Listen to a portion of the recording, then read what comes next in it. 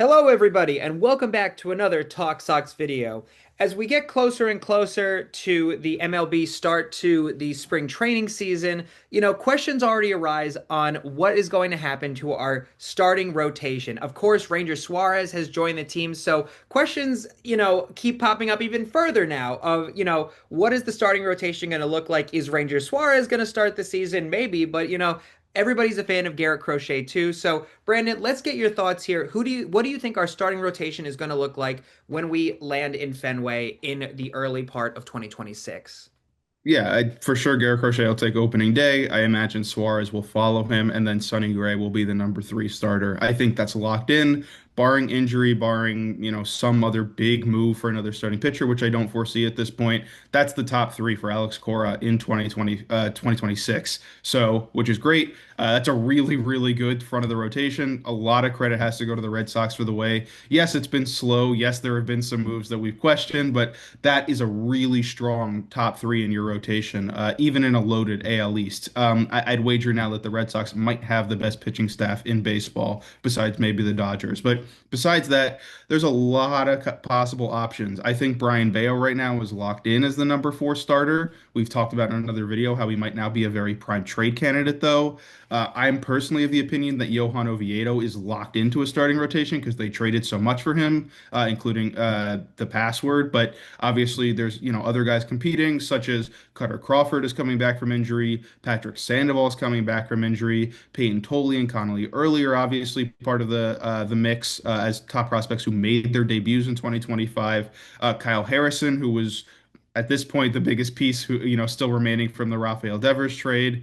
You have other guys on the 40-man roster like David Sandlin. So there's going to be competition. Again, I think if nothing else happens, the top five probably is set. But there's a really good case to be made that if Connelly Early looks great in spring training, there's no reason to keep him down in AAA to try to let him start against major league competition. Yeah, I'd have to completely agree with you. Look, you and I are very big Garrett Crochet stands, so I'm in complete agreement with you that he's probably going to be the number one starter on day one. But I wouldn't be opposed to see, barring how spring training goes with Ranger Suarez and how he meshes with the team, I wouldn't be opposed to see how Ranger Suarez does with the team on day one. But I'm kind of with you here that it's going to look like Crochet will be our number one starter.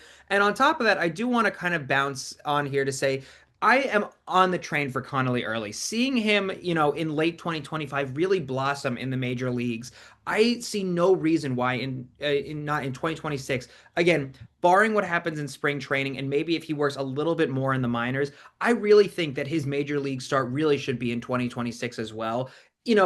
Obviously not an immediate start like Garrett Crochet, but maybe a little bit further down in the rotation. I think he would be an amazing, starting pitcher.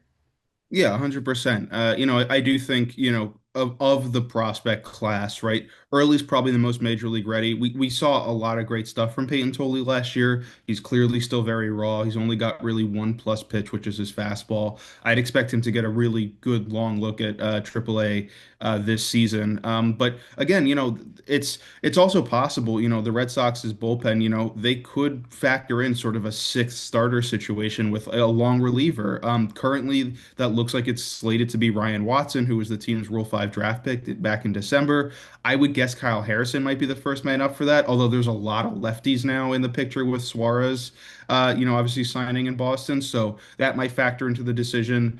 But again, I think the way it's laid out is that you have a clear-cut top five with, Bayo and Oviedo, bringing up the rear.